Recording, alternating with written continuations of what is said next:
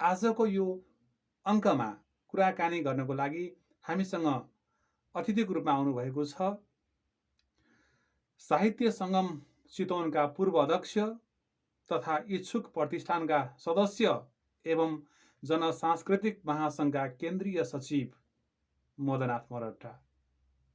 आउनुहोस् उहाँसँग रहेर कुराकानी गरौँ, उहाँलाई कार्यक्रममा स्वागत गरौँ।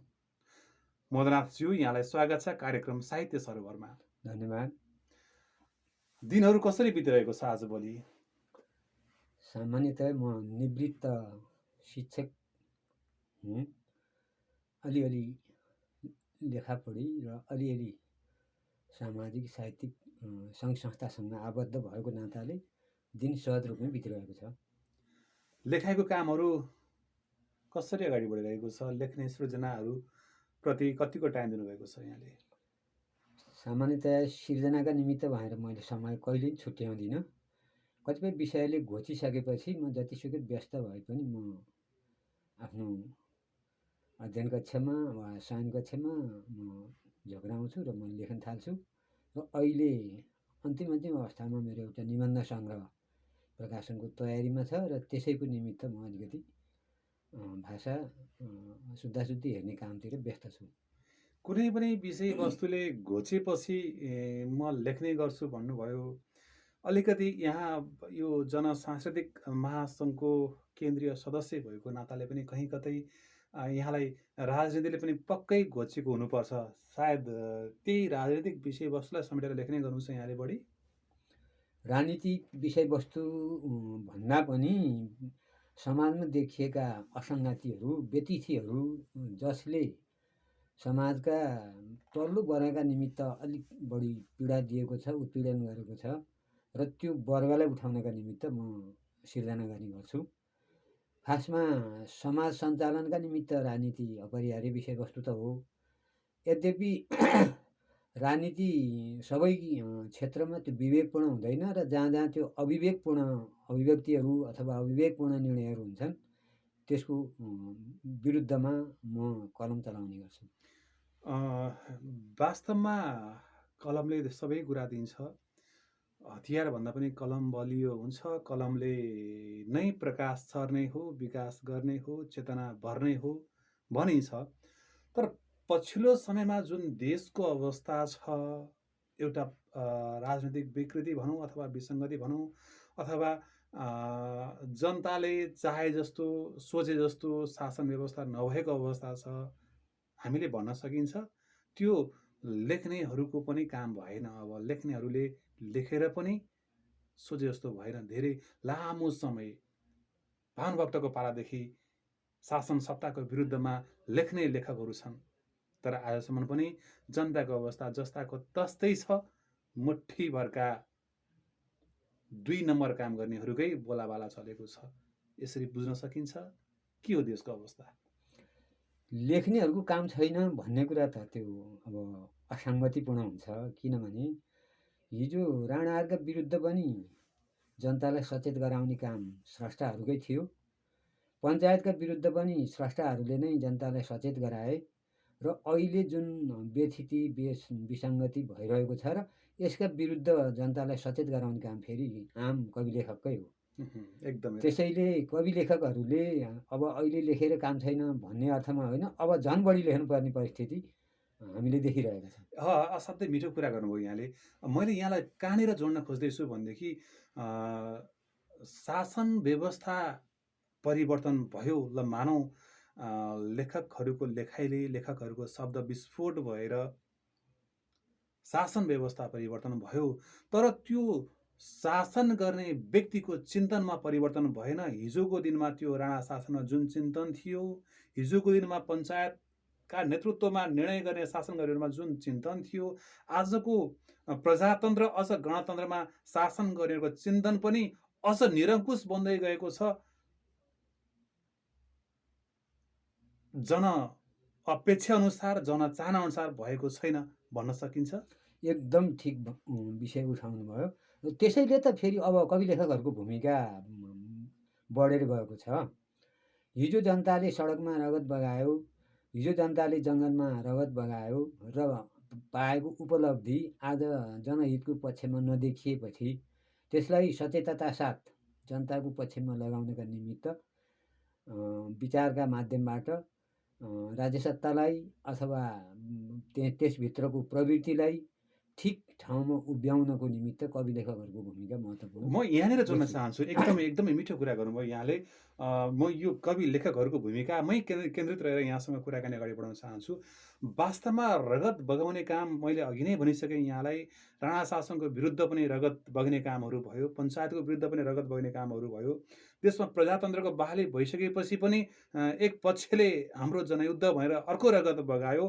फेरि पनि अहिले पनि फेरि चाहिँ जनताको क्रान्ति पुरा भइसकेको छैन भनेर अर्को रगत बगाउने समूह फेरि पनि भूमिगत रूपमा चाहिँ एउटा कारबाही गरेर चाहिँ अगाडि बढिरहेको अवस्था छ।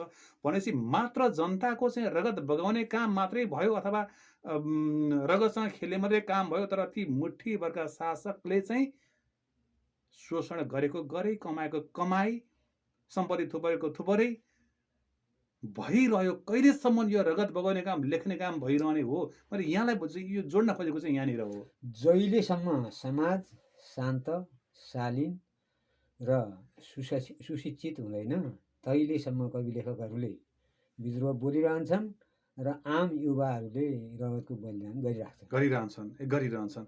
यो यसरी कवि लेखकहरूले लेखेर समाज शान्त भएको, जनपक्षीय निर्णयहरू भएको, जनताले चाहेको जस्तो शासन व्यवस्था भएको कुनै मुलुकहरू देख्नु भएको छ यहाँले?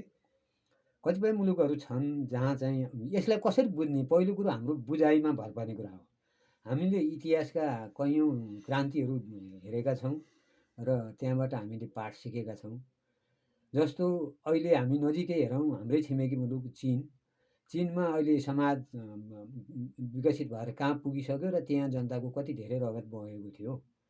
त्यसैले अहिले हामीलाई के लागेको हो भने तपाईँले भने जस्तै शासन सत्तामा जनताको सेवा गर्ने हामी जनसेवक हौँ भनेर गएकाहरू नै तानाशाह निरङ्कुश बन्दै गएको अवस्थामा कवि लेखकहरूले यहाँनिर बोलेनौँ, यहाँनिर लेखेनौँ, यहाँनिर हामीलाई ठड्याएनौँ भने मुलुक त योभन्दा भयावह अवस्थातिर जान्छ। त्यसैले आम कवि लेखकहरूले यो प्रवृत्तिका विरुद्ध लाग्न जरुरी छ। त्यसका निमित्त रगत बग्न आवश्यक माग्छ भने, आवश्यक ठानिन्छ भने रगत पनि बग्छ। होइन, हिजोको मैले यहाँलाई फेरि पनि यो प्रश्न जोड्न चाहेँ। हिजोको दिनमा चाहे भानुभक्तले तत्कालीन शासक विरुद्ध लेख्दाखेरि शासकहरूबाट भएका कुराहरू हुन्। त्यसपछि एउटा मकै पर्वमा चाहिँ सुब्बा कृष्णलालको जुन अवस्था आयो, त्यसपछि पछिल्लो समयमा चाहिँ कृष्ण सेन भन्ने एउटा पत्रकार लेखकको पनि जुन हालत भयो, पछिल्लो समयमा अझ एउटा चाहिँ पशुपति शर्मा नाम गरेका गीत गाउने गायनीले चाहिँ लुट्न सके लुट साथी भनेर गीत गाएको अवस्थामा सरकारबाट जुन प्रकारको लक्षित उहाँ विरुद्ध केही षड्यन्त्रहरू भए, उहाँको गीतलाई प्रतिबन्ध लगाउने काम धरि हुनुपर्छ भनेर आवाजहरू उठे। वास्तवमा लेख्नेहरूमाथि किन यति दमन हुन्छ, किन यति अत्याचार हुन्छ? लेख्दैमा एउटा व्यक्तिले गीत गाउँदैमा पनि सरकार आत्तिनु पर्ने, डराउनु पर्ने अवस्था छ भनेदेखि लेखकहरू कसरी सुरक्षित भएर लेख्ने, गायनीहरूले कसरी सुरक्षित भएर गीत गाउने? यो गम्भीर प्रश्न हो। पहिलो कुरा के हो भने सत्ता जहिले पनि निरङ्कुश हुन्छ र उसले सकेसम्म विद्रोहलाई दबाउनका निमित्त उसँग बन्दुक हुन्छ, उसँग त्यही हतियार हुन्छ। तर कवि लेखकहरूसँग बन्दुक हुँदैन र उनीहरूले आफ्नो चेतनाले कलमका माध्यमबाट समाजलाई सजग गराइराख्छन् र 2 जना 4 जना मर्लान्। तपाईँले अहिले भन्नुभयो कृष्ण लाल अधिकारीलाई चन्द्र शमशेरले जेल नहालेको भए सम्भवतः राणा शासनको अन्त्य हुँदैन थियो। कृष्णसेन इच्छुकलाई तात्कालिक सत्ताले त्यसरी निरङ्कुश ढङ्गले नमारेको भए सम्भवतः गणतन्त्र आउन थियो।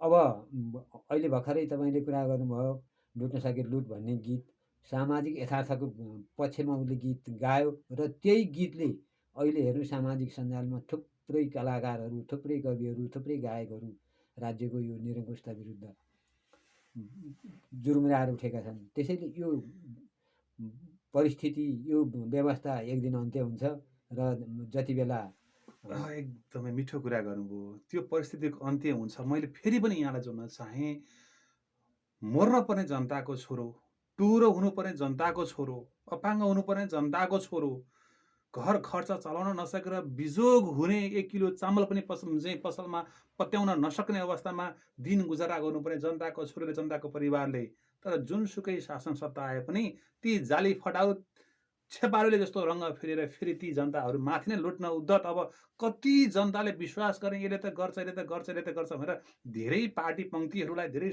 सङ्गठनसँग आबद्ध व्यक्तिलाई विश्वास गरिसके, रगत बगाइसके। अब निराश भएको अवस्था होइन जनताहरू, कति बगाउने। जुनसुकै पटक पनि छेपारोले रङ्ग फेरि चाहिँ तिनै व्यक्तिहरू आएर लुटेको अवस्था छ। जस्तो राणा शासनको अन्त्यपछि राणा नै प्रधानमन्त्री भएको अवस्था थियो देशको।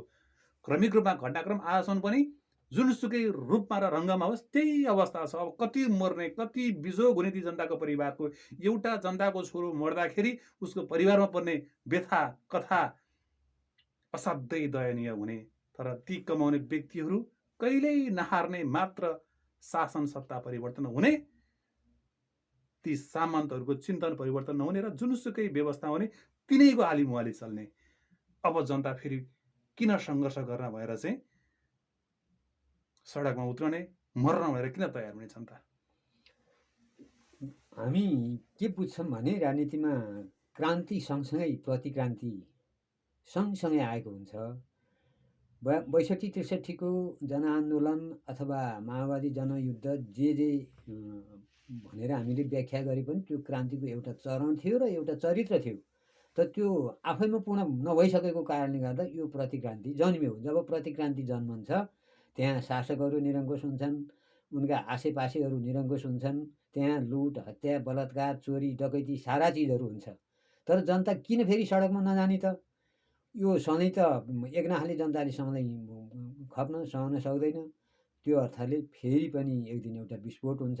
त्यो विस्फोट पछिको परिणाम एउटा भयावह हुनसक्छ र समाजलाई ठिक बाटोमा त्यसले ल्याउन पनि सक्छ, अथवा त्यो अराजकतातिर पनि जान सक्छ र युगको कुनै न कुनै चरणमा गएपछि फेरि त्यो साम्य हुन्छ। कवि लेखकहरू हामी यसरी विश्वास गर्छौँ। कुराकानी जारी रहनेछ। यहाँको एउटा कविता हाम्रो श्रोताहरूको लागि पस्किदिनुहोस्। अब अहिले तत्काल म कविता विधातिर भन्दा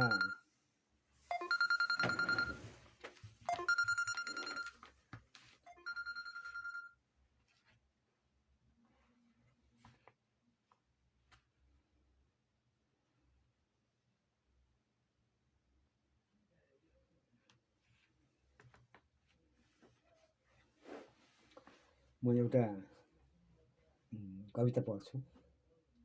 कविताको शीर्षक छ दार्चुलाको खोजमा। सिंहदरबारको आँखाले कहिले देख्दैन दार्चुलाको खोज, अनुभूत गर्दैन त्यसको भोक। घन्टौँ टाढा छ स्वास्थ्य चौकी, नियुक्त चिकित्सकहरू सिंहदरबारमै नै हाजिर छन्। हुलाकले पुर्याउँछ तलबी भरपाई, एउटा स्वास्थ्य सहायक पनि कहिले बिदा र कहिले काज, न सेवा न औषधि। कार्यालय सहायकको नियमित गुनासो। दार्चुलाको खोजमा प्रत्येक 4 वर्षमा फहराउँछ घामको झन्डा, उम्रने गर्छ बुढो रुख, उफ्रन्छ गाई, गर्छ हलो। नयाँ भनेर पुग्छ आँसी र होत्रो, दिन्नन् यिनीहरूले फित्ते जुकाको दबाई।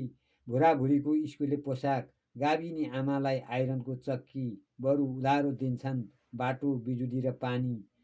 दार्चुलाको खोजमा प्रत्येक वर्ष साउन रिसाउँछ, प्रत्येक चैते वायु रिसाउँछ र जन्मन्छ महामारी। पुरिन्छन् स्कुले भुरा, खस्छन् भिर टाकुरा, अनि आयोग बनाउँछ सिंहदरबार। दार्चुलाको खोजमा जब हुर्किन्छन् चेलीहरू, झोला भिरेर फिर्छन् झेलीहरू। झर्छन् अत्तरियाको काठ, तर्छन् गड्डाको ढाँट। दार्चुलाको खोजबाट टोपी पहिरनेहरूको हुल, काला पहाडमा डोको बोक्छन्, डल्ला ठोक्छन्। आमाहरू उमार्छन् आलु, सिमी र काउनु, अनि विनिमय हुन्छ दार्चुलाको मदिरासित। लाटो सिंहदरबार उभिरहेछ उसै गरी। आहा, असाध्यै मिठो, असाध्यै मिठो। वास्तवमा समग्र एउटा गरिब, दुर्गम अनि विकासको कुनै पनि प्रकाश पुग्न नसकेको एउटा परिवेशको चित्रण गरेर यहाँले कविता लेख्नुभयो। वास्तवमा देशको अवस्था, वर्तमान अवस्थालाई तपाईँ एउटा साहित्यकारको नजरमा कसरी हेर्नुभएको छ? अहिले मुलुक एकदमै भयावह अवस्थामा, एकदम दुरावस्थामा गुजिरहेको छ र प्राप्त गणतन्त्र र अहिले जुन 72ले दिएको संविधानका कैयौँ अधिकारहरू एकपछि अर्को गर्दै खोसिँदै गएका छन्। त्यसैले यो प्राप्त उपलब्धि, गणतन्त्रको प्राप्त उपलब्धिलाई जोगाउँदै यसभन्दा अगाडि बढ्नुपर्छ भन्ने म कुनै राजनीतिक पार्टीसँग पनि अलिअलि सम्बन्धित भए नाताले म हरेक जनतासँग त्यो कुरा भन्ने गर्छु र म आफ्नै पार्टीको विचार मात्रै सत्य हो नभनिकन अहिले देखिएका जुन विसङ्गतिहरू छन् र यसका विरुद्ध यथास्थिति भत्काउनका निमित्त आम जनताहरू फेरि एक चरण जाग्नुपर्छ भन्ने मलाई लाग्छ र म आम कवि लेखकहरूलाई पनि यस्तै सचेतता साथ लाग्न अनुरोध गर्छु। मेरो एक प्रकारको चरित्र अथवा मेरो एक प्रकारको भाव यही खालको रहेको छ। यहाँको अर्को कविता हाम्रो श्रोताहरूको लागि पस्किनुहोस् अब। मेरो सहरमा जब म सुन्छु समृद्धिको धुन, बज्छन् सात सागर पारीका अनेकन राग। जब म हेर्छु सहरको चोक चोकमा औँला उठाउँदै बखान गरिबस्छन् हनुमान। रामका होइनन् प्रभु यीशुका, आए प्रभुजी मेरो सहरमा मुक्ति र बाइबल बोकेर। झुन्डिए भित्ता भित्तामा हनुमानको उत्ताउलो फोटो, बाँडिए केही दर्जन बाइबल, फुस्किए केही थान डलरका मुठा। मेरो सहरमा यता कागहरू कराइरहे, उता भतेर छड्किरह्यो। भोकाएकाहरूको झिनो स्वर प्रतिध्वनित गरेन बालुवाटारले, उग्राइरह्यो आँखा चिम्लेर। गाउँ फेरेर सहर फेर्न हिँडेका अभियन्ताहरू, सहरले पोल्टाभित्र लुकाएर अँध्यारोमा अँतेरिरह्यो। सहरले पोल्टाभित्र अँतेरेर लुकाएर अँध्यारिरह्यो। असाध्यै मिठो कविता सुनाउनुभयो।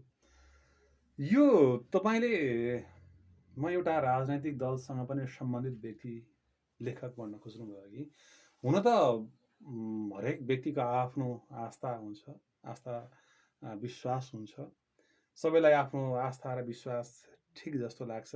हुन पनि फेरि सबै राजनीतिक दलहरूको मुख्य उद्देश्य भनेकै जनतालाई सुख सुविधा दिने र राष्ट्रलाई समृद्ध बनाउने नै हो। सिद्धान्त त यसमा पक्कै पनि दुईमत छैन होला। जनतालाई लुट्ने, देशलाई बर्बाद बनाउने, बेच्ने, खाने, आफूले मात्रै कमाउने भन्ने सिद्धान्त त कुनै पनि राजनीतिक दलहरूमा पक्कै पनि नहोला। यो सबै राजनीतिक दलहरूको सिद्धान्त एउटै हो। तैपनि साहित्यकारहरू आफै लेख्ने व्यक्तिहरू पनि आफै एउटा दल विशेषको भक्त भएर दल विशेषको भजन गाउँदै हिँड्ने साहित्यकारहरू पनि छन् भन्दा यहाँलाई कस्तो लाग्छ? दल विशेषको मात्रै भजन गाउँदैन साहित्यकारहरूले। साहित्य कला भनेको विचारलाई कलात्मक ढङ्गले जनता कहाँ पठाउनु हो। तपाईँको हरेक राजनीतिक पार्टीको घोषणा पत्रमा साहित्यकारहरूले आँखा लाएन भने, साहित्यकारहरूले सम्पादन गर्ने भने त्यो कोरा भाषा हुन्छ। त्यहाँ कलाको जरुरत पर्छ। त्यसैले हरेक राजनीतिक शक्ति, हरेक राजनीतिक पार्टी वा विचारभित्र साहित्यकारहरू जन्मेका हुन्छन्, हुर्केका हुन्छन् र उनीहरूले नै टिकाएका हुन्छन्। चाहे तपाईँ पञ्चायती व्यवस्थाको कुरा गर्नुहोस्, पञ्चायती व्यवस्थामा साहित्यकारहरूले पटक्कै चाहिँ राजनीतिक गन्ध लेख्न पाइन्न भन्यो, तर देउरालीमा राजा भेटियो, चौतारीमा रानी भेटियो भनेर गीत लेख्ने त्यो पनि अब साहित्य कलाभित्र पर्छ। त्यहाँभित्र राजनीति थियो कि थिएन? त्यस्तै भन्नेहरूले साहित्यकारहरूले राजनीति गरे अथवा राजनीतिमा को गन्ध आयो भन्ने हुन्छ। साहित्य कला भनेको फुलको थुङ्गा होइन र त्यो ढुङ्गा पनि हो। म यसरी बुझ्छु र मैले यसरी बुझाउने गर्छु। यहाँको अर्को रचना हाम्रो श्रोताहरूको लागि पस्किनुहोस्। यो अलि पुरानो रचना हो र परिस्थिति अहिले पनि यस्तै यस्तै देख्छु मैले गाउँमा। मेरो यो 55 सालमा प्रकाशन भएको पुस्तकको पहिलो कविता बलेकी आमा। हिजो आज बलेकी आमा गाउँघरतिर हमेसी जान्नन्, झ्वास्स तपाईँले भेटे पनि दुःखको पोको फुकाउनन्। गइदिएर पढ्नुहोस् एकपटक बलेकी आमा इतिहास कोट्याउँछिन्, बुढा विदेशमा हराए। कृष्णले सहरतिर भारी खेप्थ्यो, उतै बिहे गर्यो। छोरीहरू पराई कहाँ दैलो पोच्छन्, आँगन सोहोर्छन्। बाँकी एउटा थियो बले, त्यो पनि पोहोर साल दिल्लीतिर हिँडेछ। ज्यादा जसो धिताल गाउँमा ढिकी दाँतोमा पिरती गाँस्थिन्। पाखुरामा 2 मुठी बल थियो, मुखियाको बाँझोसँग साटिन्। छातीमा 1 तोला हिम्मत थियो, गाउँका सुत्केरी छोरीको भरिया भई जान्थिन्। गाउँमा ठुला ताउला बस्थे, भतेर पाक्थ्यो। बलेकी आमा भाँडा मान्ने मजदुर नियुक्त हुन्थिन्। अनुहारमा 1 झोला बैंस थियो, प्रधानको साह्रै मन परेकी थिइन्। बल र बैंस त्यतै बिसाइन्।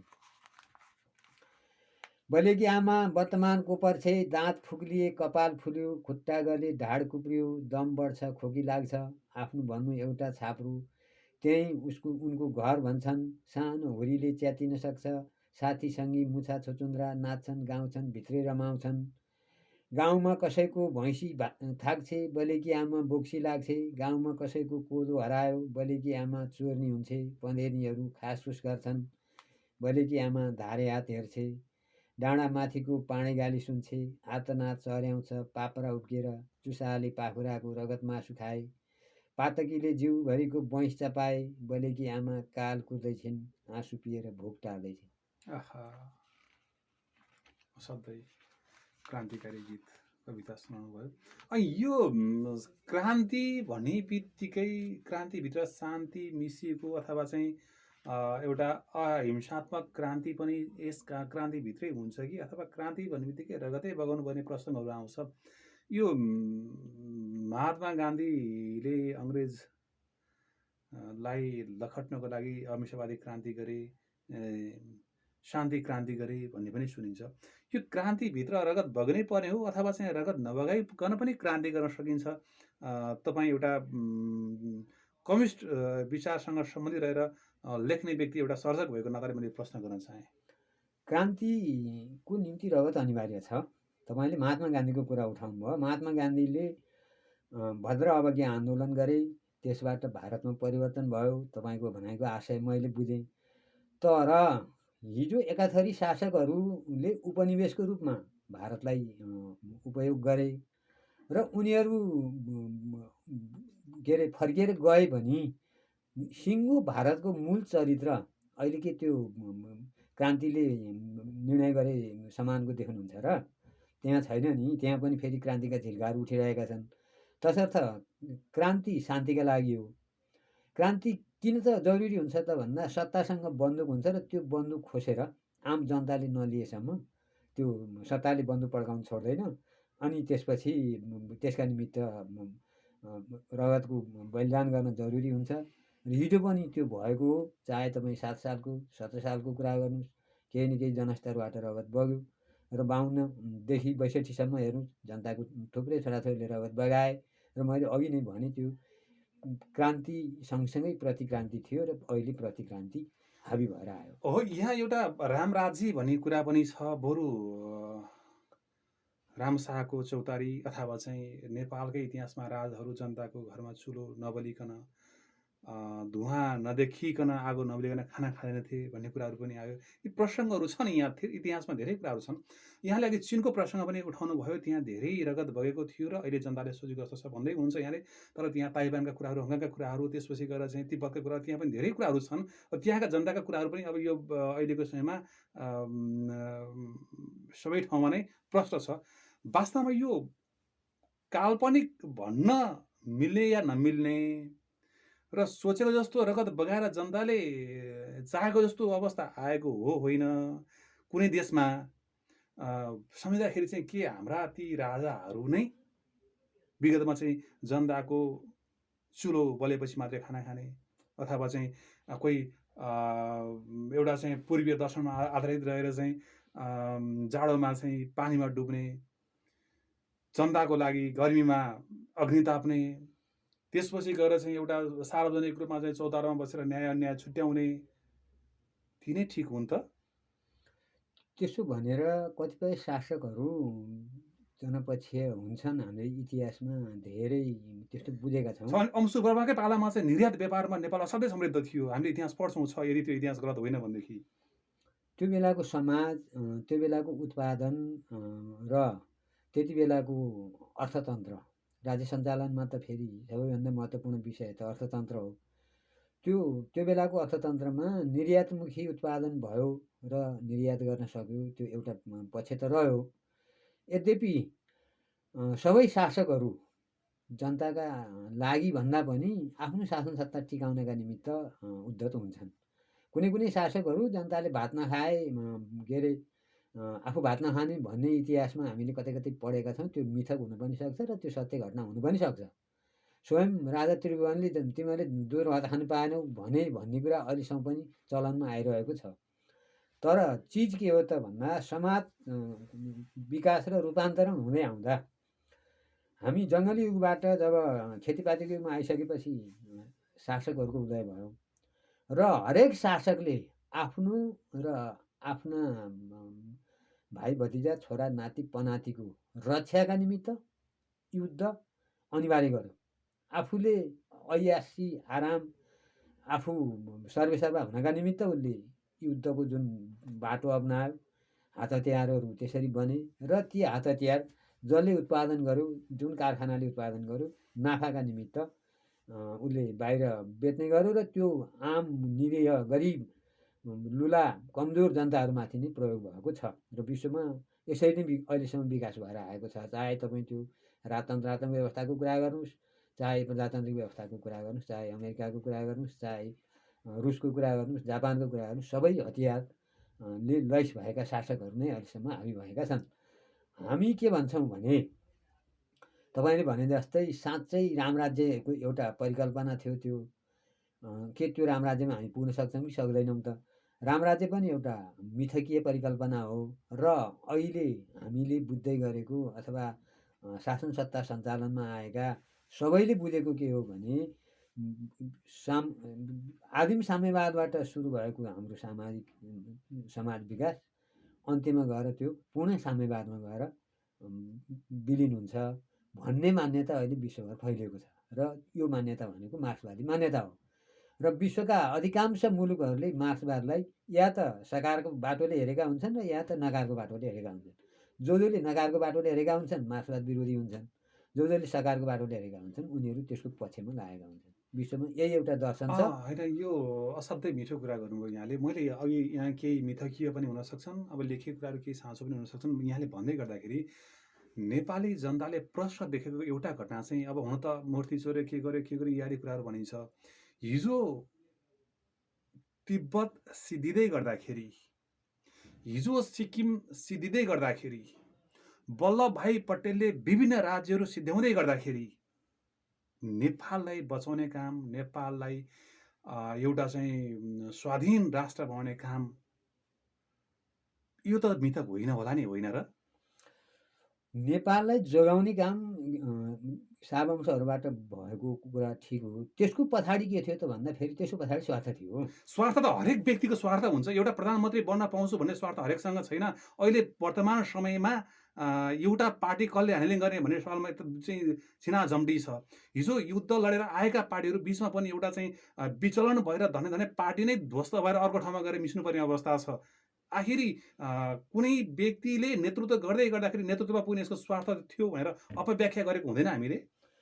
होइन, त्यस्तो अपव्याख्या यस्तो हो। नेतृत्वमा पुग्नका निमित्त हरेक हदघन्टा अप्नाउँछ, किनभने शासन सत्तामा जान बागडोर हातमा लिनका निमित्त ऊ हरेक कुराका निमित्त हरेक हदघन्टा लागु गर्न ऊ तयार हुन्छ। त्यो इतिहासमा सबै खाले शासकहरू, सबै खाले चाहिँ मुलुकहरूले बेहोरेको अथवा भोगेको घटनाहरू हुन्।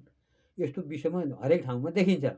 जहाँसम्म हामीले हाम्रो समाजको अहिलेको जुन चित्रण हामी गरिरहेका छौँ र हामीले बुझिरहेका छौँ कि नेपाल 17,000को बलिदानले यही खोजेको थियो त। 17,000को बलिदानको के अरे उपलब्धि यति हो त, यही अवस्था हो त। एकदमै यहीँनिर हामी घोत्लिनुपर्ने र यहीँनिर हामी चिन्तन गर्नु जरुरी छ। र हामी आम कवि लेखकलाई हामी के भन्छौँ भने कम्तीमा पनि आफूले बोलेको कुरा, तपाईँ अहिले हेर्नुहोस् डबल नेकपाका साथीहरू सत्तामा हुनुहुन्छ। हिजो म पनि त्यही एउटा पार्टीसँग जोडिएर आएको थिएँ। उहाँहरूले चुनावी घोषणापत्रमा जे कुराहरू लेख्नुभयो र अहिले ती कुराहरू कहाँ पुग्यो, अहिले के लागु भइरहेको छ? कम्तीमा कवि लेखक त झुटो त बोल्दैन। कवि लेखकले यति भन्छ कि तिमीहरूको प्रतिबद्धता त लागु गर। तिमीहरूको प्रतिबद्धता लागु नभएको कारणले गर्दा हामीले विद्रोह गर्न बाध्य भयौँ। औँला देखाउने काम मात्रै हामीसँग त्यो अधिकार छ, विद्रोह गर्ने अधिकार छ सबैसँग। पल गर्छन्। जुनसुकै सत्ता आए पनि, जुनसुकै राज्य व्यवस्था आए पनि शासन सत्तामा भएका व्यक्तिहरूलाई खबरदार भन्ने काम कवि लेखकले गर्नुपर्छ भन्नुभयो यहाँले। त्यसकै सन्दर्भमा एउटा सानो, हामीसँग समय असाध्यै थोरै छ, एउटा पुनः यहाँको कविता राख्नको लागि म हार्दिक अनुरोध गर्न चाहन्छु। अब त्यस्तै खालको फेरि तपाईँले अर्को एउटा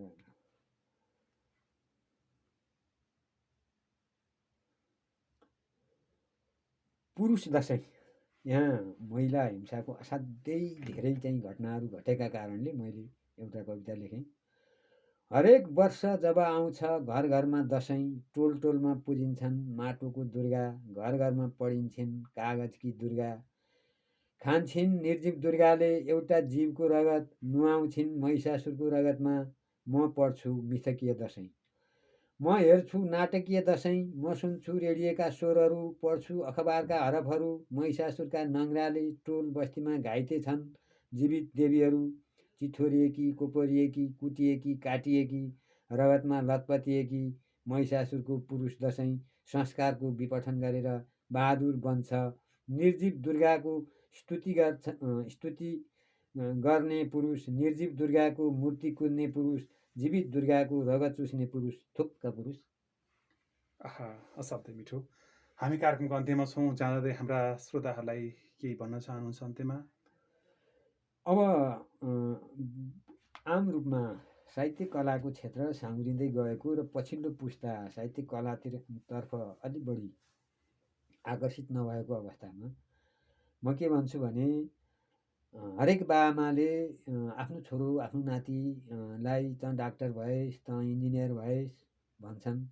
तर कुनै पनि बाआमाले त राम्रो लक्ष्मीप्रसाद देवकोटा भएस्, अथवा त सेक्सपियर भएस्, अथवा त म्याक्सिम गोर्की भएस्, लुसुन भएस् भन्नुहुन्न।